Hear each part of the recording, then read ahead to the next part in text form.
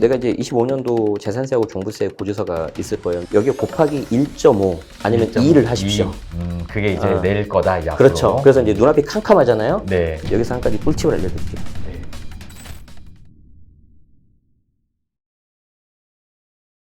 재방님, 그러면 네네. 이번 대책에서 네. 그 세제 내용 부분도 일부 포함이 됐잖아요. 네네. 좀 이번 대책에 대해서 한번 세금 자세하게, 관련돼서요? 네, 네네. 얘기 좀 한번 일단 부탁드릴게요. 뭐 일부 언론사에서는 세금 규제는 하지 않고 뭐 이렇게 뭐 했다고 하지만 네. 그게 말이 안 되는 게 규제 지역을 다 묶어버렸잖아요. 네. 투기과열 지구가 있고 조정대상 지역이 있고 토지거래 허가구역이 있는데 세금에서는 조정대상 지역이 되게 중요해요. 네. 내가 만약에 집이 하나 있는 상태에서 조정대상 지역을 하나 더 사버리잖아요. 네. 취득세가 8% 나옵니다. 어. 자, 그러면은 취득세라는 거는 1에서 3%인데 네. 6억 이하 1%, 9억 초과 3%거든요. 중간은 이제 산식으로 들어가고 그래서 실제 올해 토거제 살짝 풀렸을 때도 잠실 엘리트를 도전했다가 안 돼서 송파 사신 분이 있는데 그게 매가가 20억짜리였어요. 근데 2번 주택이었던 거예요. 근데 그걸 생각을 못 했다는 거예요. 2억이 그냥. 그러면 이제 9억이니까 3%잖아요. 네네네. 본인은. 네. 근데 실제로는 8. 그럼 계산하면 5%니까 20억이 5%니까 1억. 그러니까 순간 1억 날아가요. 그래서 이거 되게 조심하셔야 되고요. 그리고 이제 양도세 같은 경우에는 내가 2주택 이상인 경우에는 이제 중과가 들어가죠. 네. 다만 26년 5월 9일까지 팔면 뭐 일반 과세가 들어간다. 즉 6에서 45%. 네. 그런데 그게 중과가 들어가면 거의 한 2배, 3배 갑니다. 세율로 따지면 우리가 최고 세율이 45예요. 네. 거기에 30% 포인트가 붙어요. 33주택인 경우에. 그럼 75가 돼요. 여기 지방소득세가 붙으면 82.5예요. 네. OECD 평균 어디를 내도 네. 없어요. 그런 세율은. 네. 없어요. 그래서 그 시대가 26년 5월 10일부터 올 수가 있다. 그래서 꼭 조심하셔야 되고, 보유세 같은 경우에는 재산세하고 종합부동산세 두 개가 있습니다. 이게 이제 과거 21년도 문재인 정부 때 한참 많이 올라갔을 때가 송파하고 마포 한 20평대, 공시가격 한 11억 정도 되는 거 두 채 갖고 있었을 때 얼마 나온지 아세요? 얼마 나왔죠? 5,500. 5,500. 재산세 그것도- 더하면 6,700. 아. 그런데 그게 뭐가 문제냐면, 네. 21년도에는 6,700이 나왔는데 네네. 그 전년도에는 2,500 정도 나왔어요. 그러니까 너무 갑자기 많이 올랐구나. 2.7배가 뛴 거예요. 근데 더 끔찍한 게 뭔 줄 알아요? 뭐죠? 매년 내야 되는 거예요. 그러니까. 그래서 저도 보유세가 나오면 항상 카드 할부 씁니다. KB 카드 씁니다. KB 카드 씁니다. 네, 아유, 감사합니다. KB 씁니다. 무이자할부로 잘해주시고. 아, 네. 그래서 이제 그게 7월달에 내면 재산세 나오잖아요. 네. 그러면 3개월, 6개월 해요. 그럼 이제 9월달에 또 토지분 나오거든요. 네. 또 3개월, 6개월 해요. 음. 10월달에 종부세 나오잖아요. 네. 또 3개월, 6개월 해요. 그게 이제 끝나잖아요. 네. 이제 다음 연도가 돼요. 근데 아까 말씀드린 것처럼 갑자기 뛰면은 이 카드 한도가 되질 않아요. 이게 굉장히 고통스럽거든요. 네. 그래서 그때 한번 정권이 넘어갔잖아요. 네네. 그래서 제가 장담하는데 지금 정부는 그렇게 안 올릴 거예요. 한번 근데 정권 바뀐 이 경험이 트라우마가 있기 때문에. 있어요. 그래서 방금 제가 말한 거에 답이 있는데 음. 사람들이 눈치 못 채게 천천히 올 겁니다. 아. 첫 번째로는 공시 가격을 건드릴 거예요. 우리가 이제 부동산 보면 KB 시세가 있잖아요. 네. 그거랑 이제 시세 맞게끔 한 70% 정도로 하는데 네. 우리 집이 10억이면 공시 가격은 7억인 거죠. 네. 근데 문재인 정부에서는 그걸 9억으로 올리려고 하니까 반발이 심했던 거예요. 그러면 지금은 7억, 반발이 심했던 게 9억이에요. 천천히 올리면 어디로 갈 것 같아요? 8억이겠군요. 어떻게 그렇게 잘해요? 느낌이 딱 왔습니다. 느낌 딱 오죠? 네. 그래서 8억까지 점진적으로 살살 갈 거예요. 그래서 이 공시 가격을 올리면 아까 말한 재산세, 종부세뿐만 아니라 한 60여 개 항목이 다 오릅니다. 건보료 같은 거. 그렇죠. 그래서 이제 우리는 인지하지 못한 상태에서 그게 다 오르는 거죠. 그래서 나는 이상하게 열심히 일을 하고 월급은 올랐는데 남는 게 없는 게 이런 이유인 거죠. 그래서 공시 가격을 아마 천천히 올릴 거고, 종부세 같은 경우에는 이제 공정시장 가액 비율이라고 해서 60에서 100 이렇게 레인지 범위가 있는데, 그래서 보통 80 중간으로 두고 왔다 갔다 합니다. 네. 그게 좀 합리적이잖아요. 그런데 윤석열 정부에서는 이제 보유세 부담이 너무 크니까 인위적으로 60으로 내려는데, 왜 그러냐면 이게 시행령 개정사항이라서 정부가 할 수 있는 유일한 거였어요. 그러니까 지금 현재는 정부도 민주당이고 현재 여당도 민주당이니까 네. 뭐 할 수 있는 거 다 할 수 있잖아요. 네, 그래서 그렇죠. 공정시장 가액 비율을 원래의 위치인 80으로 올릴 가능성이 높다. 그러면 이 두 가지만 조절해도 재산세는 한 1.5배 최소한 오릅니다. 그러네요. 그래서 이제 눈앞이 캄캄하잖아요. 네. 그럼 이제 정리해야 되는 거예요. 근데 이제 정리를 할 때 네. 예를 들어서 KB 부동산 선도 50 아파트 있잖아요. 네. 뭐 그 리스트에 있는 거야. 이거 팔면 안 돼요, 이거는. 끝까지 가져가야 됩니다. 이거는 그냥 세금을 내더라도 네네. 나는 거다. 네, 그럼 이제 다른 것들을 좀 이렇게 하셔야 되는데 그 정리라는 게 26년 5월 10일부터는 중과가 들어갈 수가 있잖아요. 네. 그럼 언제 된다고요? 그 전에 네, 지금부터 하는 게 해야 좋겠죠. 된다. 준비를 해야 된다. 네, 아니면 어떻게 하면 돼요? 팔기 아깝잖아요. 그럼 증여 가야 됩니다. 그래서 여기서 한 가지 꿀팁을 알려드릴게요. 네.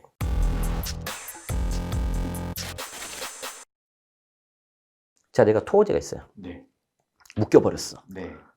경기도인데 기분이 안 좋잖아요. 네. 근데 내가 이제 살아가는 자녀가 있어요. 이 자녀한테 줄 때 증여하는 게 있고 네. 부담부 증여, 채무를 떠안고서 증여하는 게 있고 이제 특수관계자 저가형수도로 한 뭐 3억 또는 30% 정도 싸게 해서 넘기는 게 있어요. 얼핏 보면 부담부 증여하고 저가형수도가 되게 유리한데 네. 이거 그냥 외우세요. 이거는 네. 이 안에 매매 개념이 들어가요. 저가형수도는 말 그대로 파는 거잖아요. 네. 그리고 부담부 증여는 채무를 떠넘기기 때문에 여기에 대해서 양도세가 발생해서 매매 형식으로 봐요. 그래서 매매 형식이 들어가면 매수자 자녀가 전입을 해야 돼요. 토호제니까. 맞죠? 네, 그러네요. 그래서 두 방법은 이제 안 X 되는군요. 증여하시면 돼요. 네, 그냥 깔끔하게 증여로 가야 깔끔하게 되는군요. 증여. 이제 그러면 이제 그 다음에 자녀가 뭐라고 하겠어요? 네. 엄마, 내가 10억짜리 하면 취득세가 3.5니까 3,500이 나와. 근데 이번에 정부에서 이걸 조정으로 묶어서 12%가 나와. 1억 2천을 내야 돼. 네. 그리고 증여세가 2억 3천이야. 그럼 두 개를 더하면 내가 3억 5천이 나와. 엄마, 내가 돈이 어디 있어? 이렇게 되겠잖아요. 네. 방법이 있어요. 야, 이거는 네. 말해야 되냐? 말하면 이거 다 이제 자, 또 막히는 거 아닌가요? 근데 많이 하세요. 아, 네, 네. 어떻게 하냐면 이렇게 하는 거예요. 그래? 그럼 너 일단 그래도 KB 다니잖아. 연봉 그래도 적지 않잖아. 한 1억 2천 가져와. 자, 그러면 내가 엄마 10억짜리 집이 있잖아요. 그럼 1억 2천 일단 넘겨요. 넘긴다는 건 명의를 넘긴다는 거예요. 네. 취득세만 내면 돼. 증여 취득세. 그럼 1억 2천 내면 일단 자녀 걸로 바뀌어요. 그리고 그 집이 이제 만약에 부모님이 사시는데 나간다고 합시다. 그럼 아무 사람이 없잖아요. 임차인이 안 계시잖아요. 깨끗한 상태잖아요. 이 상태에서 곧바로 자녀가 세를 줘요. 그러면 내가 10억짜리인데 네. 전세가 얼마 줄 수 있을까? 대략? 한 그래도 한 5억? 40%, 50%? 네, 네. 못해도 한 5억 정도 하겠습니다. 5억 전세를 받죠. 그 보증 가지고 아까 증여세 얼마 나온다고 그랬죠? 2억 3천. 네. 그리고 취득세 1억 2천, 3억 네. 5천이죠? 네. 5억 내고 1억 5천 남겨요. 그럼 여기서 이제 의문이 들겠죠. 네. 토지지 않냐? 안 되는 거 아니냐? 증여된다면서요. 증여돼요. 아, 증여돼요. 네. 그러면 이제 그 자녀가 그러겠죠. 그럼 나 이거 집에 못 살잖아. 어떻게 하라는 거야? 근데 이거는 좀 참아야지. 무슨 말이냐면 내가 일단 집에 못 들어가잖아요. 근데 언젠간 들어가야 되잖아요. 근데 만약에 그 집값이 만약에 오르고 특히 이제 매매가는 모르겠는데 임대차 시장이 오를 가능성이 높잖아요. 그럼 이제 예를 들어서 막 2년 지났는데 전세가 1억이 오르는 거예요. 그럼 내가 1억을 받을 수 있는데 되게 좋잖아요. 전 거기서 참으라고 말하고 싶습니다. 아, 받지 마라. 받지 말아라. 왜냐면 받는 순간 나의 채무가 된다. 음. 그리고 돌려줘야 되지 않냐. 요즘에 뭐 전세 사기 이슈도 있는데 이것도 아깝잖아. 어떻게 반전세 바꾸면 되죠. 아, 오히려. 그렇죠. 전월세 전환율이라고 하는데 이제 이거는 이제 부동산에 가서 하시면 돼요. 보통 그 지역 시세에 따라서 보증금 1억에 30에서 한 40 정도 됩니다. 그렇게 해서 하면은 예를 들어서 5억에 40으로 반전세 바꿔버려요. 맞죠? 네. 2년 지나서 또 바꿔요. 그러면 4년 지났잖아요. 그 정도 되면 이제 자녀도 좀 돈 좀 벌었겠지. 그리고 대출 풀릴 수 있고 대출 받아서 5억 내드리고 안전하게 보증금 드려야 되니까 본인 살면 되죠. 있군요. 그럼 이제 공부한 자녀가 또 물어봐요. 엄마 알겠는데 그래 내가 월세 40 받으면 세금 나갈 거 아니야. 근데 안 나와요. 오, 그래요. 비과세야. 예를 들어서 엄마 아빠 1주택 나도 증여받은 거 1주택 같이 살아. 그럼 1세대 2주택이잖아요. 양도세에서는 2주택이에요. 그런데 월세, 주택 임대소득이라고 해요. 주택 임대소득은 부부 합산 주택세예요. 나 결혼했어 안 했어? 아직 안 했잖아요. 그러니까 나 혼자잖아요. 그러니까 내 것만 봐요. 그럼 나 1주택이죠. 근데 아까 10억이라 그랬죠. 비고가주택이에요. 비고가주택 월세는 비과세예요. 얼마든지 간에. 최대한 합법적인 방법 내에서 할 수 있는 절세 방법이고 방금 제가 말씀드린 건 이미 강남권에서 다 하고 계신 방법입니다. 어쨌든 보유세가 늘어날 가능성이 높기 때문에 다시 돌아오면 감당할 수 있는 수준 내에서 가지고 있는 게 좋을 것 같다. 그리고 그 다음에 액션 플랜은 제 개인적으로는 내년 7월 정도로 예상이 되는데 매년 7월 달에 세제 개편이 나오잖아요. 그래서 내년 7월 정도 되면 이제 지방선거도 끝났겠다.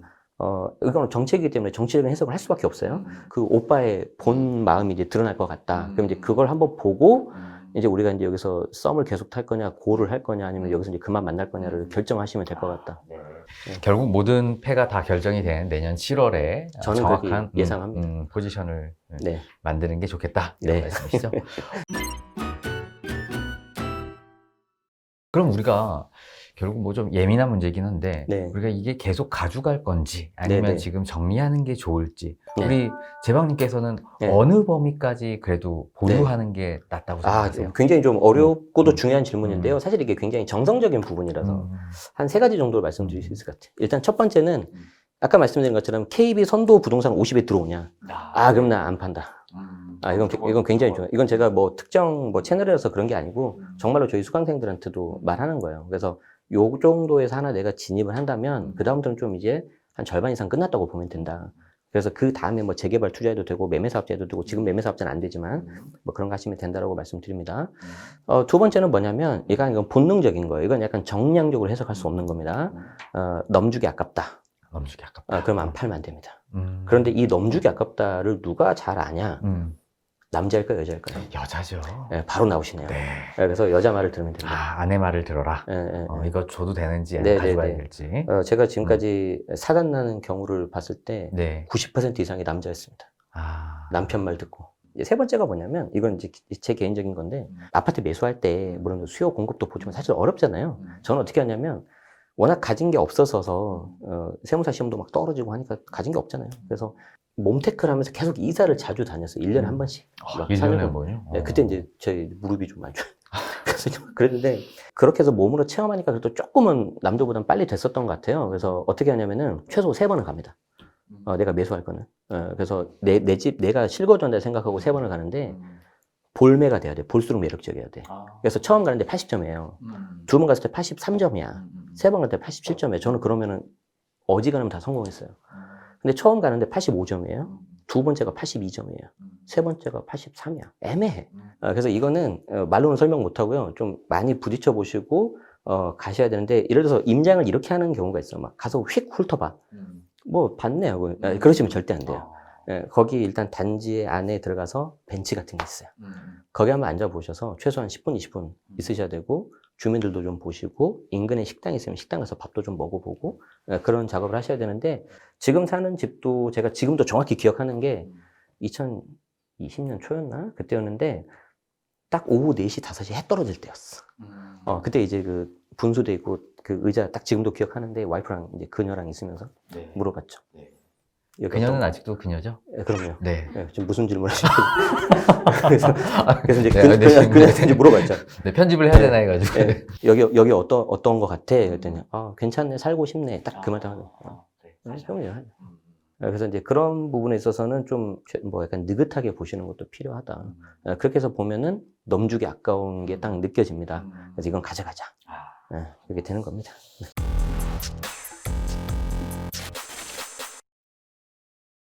자, 그럼 결국 이제 우리가 기준도 알았으면 네. 우리가 실수요자 이제 시장으로 갔으니까 결국 네네. 1주택자들이 갈아타기 하는 형태만 이제 남을 것 같아요. 네네네. 그죠? 무주택자나. 네. 그랬을 때 결국에는 그 1주택 비과세를 네. 받는 게 가장 지금 단계에서 그럼요. 가장 좋은 거잖아요. 한번 이번 정책 때문에 조정적이나 뭐 투기과열주택 때문에 뭐 1가구 1주택 비과세 요건도 약간 바뀌었을 것 같다는 느낌도 네. 드는데 일단 한번 이것만 좀 정리 조심하시면 될 것 같아요. 우리가 비과세가 왜 중요하냐면 아까 3억 정도 오르면 1억 세금 내야 되고 10억이면 3억이라고 했는데 그 세금을 다 줄일 수가 있어요. 그래서 비과세를 꼭 받아야 되는데 1세대가 1주택인 상태에서 2년 보유만 하면 됩니다. 그런데 지금 이제 다 조정대상 지역으로 바뀌어버렸죠. 그래서 내가 지금 취득하면 2년 거주를 해야 돼요. 이때 거주는 그냥 합쳐서 스트레이트로 안 해도 돼요. 뭐 1년 살다가 나갔다가 다시 또 들어와도 되는데 이제 토호제가 묶였기 때문에 2년 강제로 일단 있어야 돼요. 어차피 토호제가 있으니까 그렇죠. 그냥 2년은 그냥 바뀌어도 상관없겠군요. 그렇죠. 그래서 비과세 실수하지 말라고 국가에서 배려한 것도 있다. 이렇게 좋게 생각하시면 되는데 네. 자, 그런데 되게 들어보면 쉽잖아요. 근데 뭐가 문제냐, 이게. 일단, 이런 분들이 계세요. 내가 계약을 했는데, 갑자기 전부 다 묶여가지고, 잔금 치를 때 보니까 조정대상 지역인 거예요. 그러면 우리가 주택의 취득일은 원칙상 잔금일이잖아요. 그게 이제 소유권이 넘어오는 거니까. 그럼 나는 이때가 조정대상 지역이니까 2년 거주해야 되는 거 아니냐. 이렇게 우려할 수 있잖아요. 네. 근데 좀 억울하죠. 네. 그래서 예외적으로 계약 당시 이때로 보는 경우가 있는데 계약서를 쓰고 계약금이 1억이라고 돼 있으면 1억을 보내줘야 됩니다. 증빙이 가능해야 되게 되면 무조건 계좌이체. 뭐 현금 줬어요 이런 거 안 돼요. 그래서 안 그러면 조작할 수가 있잖아요. 그래서 그런 경우에는 예외적으로 계약일로 봐서 2년 거주 요건을 없애겠다인데 하나가 더 있겠죠. 네. 세상 쉬운 게 없어요. 네. 자, 계약 당시에 세대 기준 무주택이어야 돼요. 아, 전체 세대가 무주택이에요. 네. 근데 이제 그 남편이 예를 들어서 하나 갖고 있었다. 그럼 큰일 나는 거죠. 그럼 거주 요건 들어가는 거죠. 아, 그래서 지금 굉장히 좀 급작스럽게 됐기 때문에 아마 이러신 분들 계실 거예요. 그래서 꼭 이거 잘 구분하셔서 2년 거주 보유 이거 확인하셔야 되는데 조금 애매하시면 그냥 거주하는 게 좋아요. 지금 어지간한 집들이 12억이 넘었잖아요. 그래서 12억 초과되는 부분에 대해서 세금이 나오거든요. 비과세라도. 그렇죠. 그런데 그 초과되는 부분에 대해서 내가 세금을 많이 줄이려면 또 거주를 해야 돼요. 그러니까 방금 말한 거주하고 지금 말한 거주가 두 개가 달라요. 장기 보유 특별 공제. 맞아요. 오, 잘하시네요. 그래서 이제 그걸 이제 표2 장특공이라고 하는데 두 개가 다르기 때문에 나는 지금 방송 들었는데 잘 모르겠어 그러시면 그냥 거주하세요. 아, 네. 그게 정답이에요. 네. 어차피 토호제도 되고 하니까. 자, 그렇게 하면은 비과세가 됩니다. 그런데 어떤 일이 있냐면 제가 1주택이라고 그랬잖아요. 이 1주택이 세대 기준이에요. 그럼 세대라는 건 뭐냐면 나랑 같이 살고 있는 가족이에요. 같이 살고 있는 가족은 뭐냐면 나를 기준으로 해서 배우자의 형제 자매까지 들어갑니다. 그래서 그러면은 안 되는데 예를 들어서 주민등록상에는 나랑 배우자랑 자녀 이렇게 3명인데 뭐 예를 들어 친정 엄마가 뭐 여기 아니면 뭐 장모님이 계시는 거죠. 왜냐면 이제 보통 애도 좀 봐줘야 되고 하니까 잠깐 오고 가시는 건 상관없는데 아예 같이 사는 거예요. 근데 보통 그런 친정 엄마가 집이 하나씩 다 있어요. 네. 그러면 가족이니까 네. 1세대 2주택입니다. 그러니까 이게 세대를 합치는 게 그렇죠. 정말 조심해야 돼요. 네네. 그래서 네. 이제 나중에 뭐 괜찮게 짜고 팔았는데 발각이 되는 경우가 있어요. 네. 그래서 실제 재작년에 나온 사례인데 아버지 갖고 있는 서초 고가주택을 팔았는데 비과세인데 세금이 워낙 금액이 커서 1억 9천, 2억 정도 세금을 내는 거였어요. 비과세인데도. 근데 주민등록상 분리되어 있는데 둘째 아들이 같이 사는데 주거 오피스를 두 채를 갖고 있었어요. 아이고. 그래서 1세대 3주택. 아이고. 그래서 비과세 깨지면서 중과 들어갔어요. 그래서 2억 세금이 8억으로 갑니다. 근데 이제 근데 8억이 문제가 아니라 그 잡아내는 방식이 더 대박이에요. 서초 아파트를 팔았다 그랬잖아요. 네네. 거기를 안 봐요. 그럼요. 이 차남에 오피스텔을 봐요. 그래서 오피스텔 실사를 가요. 주거용으로 쓰는지 안 쓰는지. 네, 거기 임차인을 만나요. 그래서 임대차 계약서를 봐요. 이제 판결문까지 제가 다 찾아봤거든. 네네. 그래서 이제 그거 보고 그래도 부족하니까 이 차남 둘째 아들의 신용카드 그 교통카드 사용 내역을 봅니다. 우리 코로나 때 알잖아요. 네. 확진자 동선파. 그래서 뭐 신분 당선 나오고요, 물레형 나오고 다 나와요. 그래서 이거 봐라, 같이 살지 않았냐. 그럼 이제 여기서 이제 아주 중요한 질문이 나옵니다. 그럼 여기서 엄마가 해준 밥을 먹고 밥값을 냈냐 안 냈냐? 당연히 안 내겠죠. 네. 근데 이제 그게 굉장히 중요한 게 주거 비용을 지급 안 한 거잖아요. 생계를 같이 하는 거예요. 그래서 섞어버립니다. 네. 그래서 1세대 3주택 비과세 깨지면서 중과 들어갑니다. 그래서 8억 내는 거죠. 아이고, 그냥 피눈물을 흘리셨을 것 같은데. 네. 근데 왠지 이런 일이 많아질 것 같지 않으세요? 저는 뭐 엄청나게 많을 거라고 봅니다. 뭐 또 네. 별도 조직도 만든다면서요? 네, 그 거래 감독원. 감독. 네. 빅브라더. 네. 그런데 이제 우리나라가 이제 IT 강국이라고 하잖아요. 그래서 방금 제가 말씀드린 서초, 이제 강남권인데 점차 늘어날 거예요. 이게 한강벨트. 그리고 한강벨트 끝나고 나면 그 안에까지 서울 전역으로 하지 않을까. 결국 뭐 우리가 그런 시대에 사는 거에 대한 뭐 네. 시대의 유감이 좀 있으십니까? 근데 뭐 이거는 어쩔 수 없는 네. 것 같고, 네. 이게 좀 발전되고 있고 그런 거기 때문에 제가 늘 말씀드리지만 원리 원칙대로 해라. 제가 세무 공무원이라고 하더라도 오늘 분리하고 내일 팔면 이건 나 잡아가세요 그러잖아요. 네. 그래서 좀 미리미리 하시는 거를 추천드립니다. 네. 이제 요 하나 일화를 더 말씀드릴게요. 네. 이제 저는 이제 투자 관련돼서 상담을 하는데, 근데 우리는 이제 그 촉이라는 게 있거든요. 여자 혼자분인데 싱글이에요. 근데 직장도 다니고 투자도 엄청 열심히 하거든요. 좋은 거 갖고 있었어. 양도자액이 14억이에요. 세금만 4억 나와요. 딱 봐도 자기 시간이 없어. 누가 밥도 해줘야 될 것 같고, 빨래도 좀 해줘야 될 것 같고. 그래서 물어봤죠. 지금 이거 당신 비과세라고 했는데, 맞냐, 비과세. 그런데 맞다는 거예요. 그리고 세무사님 2명 상담 받았다는 거죠. 그래서 느낌이 안 좋아. 그래갖고 내가 혹시 염려돼서 그렇다. 당신 진짜 혼자 사는 거 맞냐? 약간 충하지 눈빛이 흔들리는 거죠. 빨리 말해봐라. 이게 사실은 엄마랑 같이 살고 있다. 느낌 딱 오잖아. 그럼 이제 엄마 집이 있어 없어? 물어본 거죠. 있을 것 같아 없을 것 같아요? 당연히 있을 것 같죠. 있죠. 네. 어디 있을까요? 그 옆에 있을 것 같아요. 시골에 있어요. 근데 항상 레퍼토리가 똑같아요. 네. 시골에 있다. 얼마 안 한다. 그래도 주택선 들어갑니다. 그렇죠. 예. 빨리 그거부터 정리. 맞아요. 이런 것들은 본인이 판단하지 마시고 있는 그대로를 다 말씀 주셔서 이제 세무사님 같은 전문가분들이 판단하게끔 하는 게 좋습니다. 제가 어떤 정책 책임자라고 하더라도 쉽진 않을 것 같아요. 설레가 있지 않습니까? 올해 2월달에 그걸로 네. 해제했다가 맞아요. 정말 만신창이가 됐죠. 제가 봤을 때는 이제 그때 되면은 지자체에서 아마 요구할 겁니다. 그래서 아마 외곽부터 조금씩 풀릴 것 같은데